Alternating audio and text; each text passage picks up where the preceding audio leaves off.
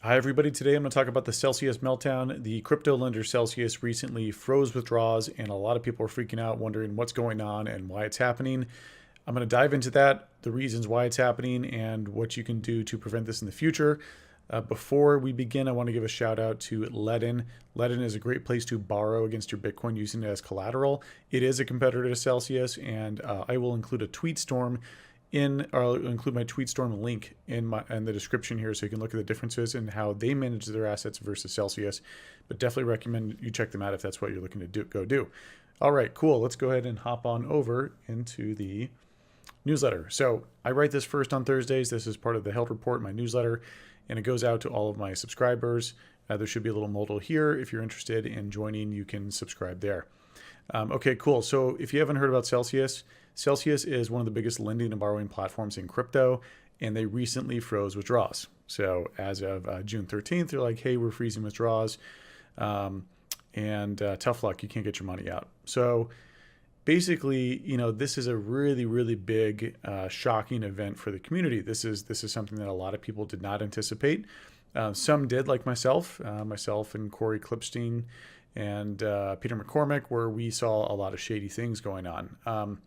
And so over the last couple of years, I've put together a yield spreadsheet. So this is what that spreadsheet looks like. It shows where my coins are.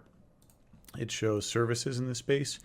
And if you notice, I've got lending, borrowing, and history as part of the parameters of how I evaluate some of these. And this sheet's been around almost 2 years now, which is pretty wild. And I kind of consider this an experiment.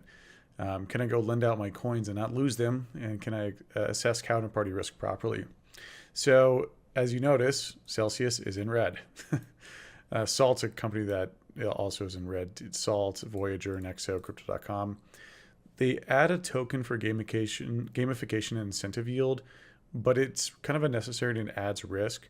Also, some of these like Celsius, Crypto.com take a little bit more risk than usual because of that tendency, because they created this coin.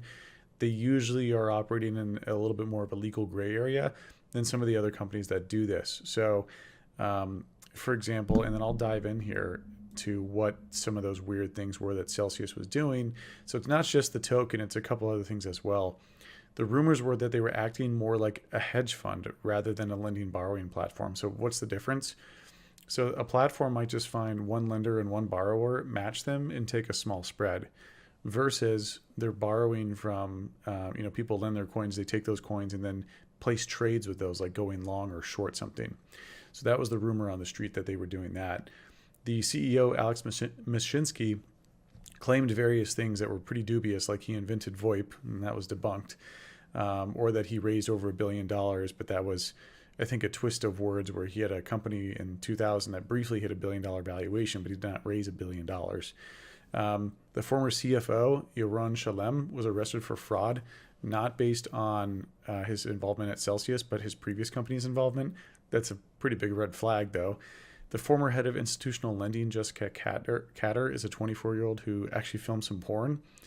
Look, I mean, I'm a super libertarian. You do whatever you want with your body. I don't care whether it be drugs or porn or anything you want. Like, however, in this circumstance, from a company and lending perspective, this definitely does matter. I'm not judging her based on what she does with her body or her life. I'm judging her based on her competency in a role at a company that is lending billions of dollars out. So just want to make that caveat clear. A lot of people are giving me crap on Twitter because of that. I'm not judging her for her lifestyle. I'm judging her for her professional decision-making capabilities. So also, the rates were way higher than market. So that kind of indicated that they were either subsidizing or were engaging in Ponzi-esque mechanics. So more than likely, it was more of subsidizing, where they were selling some of the Cell token and using that to kind of fuel the yield, or they were, maybe all the profit they had, they put back into incentive yield, because here's the real interest rate, and then with incentive yield, you can make that interest rate higher. But basically, that means you're losing money. So it's kind of like how companies grabbed market share, like Uber versus Lyft, where they subsidized the rides, and the rides were much cheaper, so people kept taking an Uber versus a Lyft. So same sort of idea that works for a certain amount of time, but eventually that kind of catches up with you. So what exactly happened? I saw the warning sign, so did a couple others, and I've been writing this for 2 years in my lending report. Well, 1.7 million depositors can't take their money out. So it's basically like a bank run in a way. And so people all across social media are complaining, hey, I can't access my money. I can't get my money out. This is a pretty dismal situation. I mean, this is people's money stuck. There's even a worse part of this. Like if you gave your coins to Celsius to go lend out to earn a yield, that's one thing. Some people posted crypto as collateral and then borrowed dollars against that. So they have the dollars in their hands, but maybe they posted 3 times as much collateral. So as the price of crypto is dipping, they're getting margin called by Celsius. So Celsius is like, hey, the value of your collateral is getting close to your loan value. You need to post more money. And they're like, wait a second, even if I post more money, I don't even know if I could ever get my money out. And that's what Flying Spoon here on Twitter is highlighting, where even if he repaid the loan, he wouldn't be able to take his coins out. So this is one of the biggest centralized gateways to crypto. They do trading, crypto-backed lending, interest-bearing accounts, and it earned its trust by playing risky games with other people's money. But there's a couple examples too of showing like a little bit of bad risk management, where they lost $54 million in the BadgerDAO hack. As Terra USD lost its dollar peg, it showed that they had over $500 million invested in the Anchor protocol. These are really risky activities, and definitely shows that they were playing a little fast and loose with the rules. And then the CEO at the time declined to say if the incident led to any money. They also put a bunch of coins on Lido Finance. So basically it's taking staked Ether and it's making that liquid in a way. Staked Ether's price is deviating from the actual price of Ether though, because for a wide variety of reasons, but essentially they had a lot of that. And so that value, that coming down as well hurt them a bit too. So as the value started declining, it caused more and more people to become scared that, hey, my funds at Celsius may not be safe. So more and more people withdrew their money. Now, because of how Celsius had lent out the coins, or taken the coins that were given to them and then lended them out or traded with them, they didn't have enough coins to meet redemptions. So like a bank run, a bank has taken the dollars that are deposited at a bank and given them out in loans. If everyone goes to the bank at once, everyone can't get their money. Only a small fraction could, whoever gets there first. So that's what happened here. Now, a true lending borrowing platform has matching durations. So they think about a moment like this happening and their ability to satisfy all redemption requests. Celsius doesn't seem like they thought through that, or they played a little bit more risky with that. So when all these people wanted to redeem their coins or go get their coins that were there, they weren't there, they were lent out. This doesn't necessarily mean that they're totally insolvent. They may very well have actually have all the money. It's just all have been lent out. So we'll have to see over the next couple of months what's happened. But this is a prime example of a bad situation to be in if you've lent money to Celsius or you have coins there. Like Nicole Atchison, head of market insights at Genesis Trading, says, this is the closest thing we've seen to a bank run.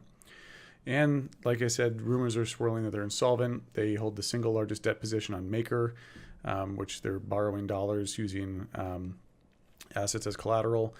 And so, the company, I think, was advertising really high rates that were unsustainable. So I'm not sure exactly what is fraud, what is a mistake, what is simply a duration mismatch. We'll just have to see how it all plays out. But this is a prime reason. And exactly this, the lending and borrowing business isn't inherently bad. They were just playing a little bit riskier. So what you can do about it. So lending and borrowing isn't necessarily bad. I actually do that a little bit myself. I've got a spreadsheet that I showed you earlier where I transparently show where my coins are. I didn't put money on Celsius because of all the shady stuff I saw going on, and I felt like that wasn't a good place to put it. So, I can't see all the loan books of the other companies I work with, but I've met the teams and I understand how they work and the level of professionalism that they have. So that's how I assess some of my risk, but I could certainly be wrong. And if I'm wrong, I lose my coins. Now, what can you do with it? Most of my coins are held in self-custody. Like a vast majority of my coins are held in self-custody. And what does that mean? Self-custody means I have a private key, or I have a device like this ledger right here. And when I hold that device and when I have that private key, only I can access my coins. I've got the only key to that vault. And so with Satoshi's white paper, he talks about how we need to create a new financial system that doesn't rely on third parties or trust. And he's totally right. That's essentially what self-custody is. It's trusting yourself to custody your asset where no one else has access to it. We don't have to trust the financial system. We don't have to trust a bank. We trust ourselves. And so to solve the problem of Celsius, you should self-custody most of your coins. If you want to feel riskier and go lend them out, sure, but make sure you do some due diligence. I mean, Celsius had huge red flags for years that I talked about, and so, the ultimate way to hodl your coins is to do it in a cold storage, and it's pretty simple. It's only like $150. Definitely recommend you check them out.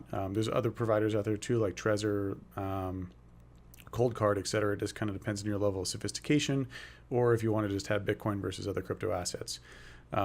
Ultimately, to be your own bank, you have to self-custody. So that's my final message here. If you liked this, if this was informative, throw me a like, throw me a subscribe. Helps with the algorithm, helps get this out to more people, and appreciate you watching.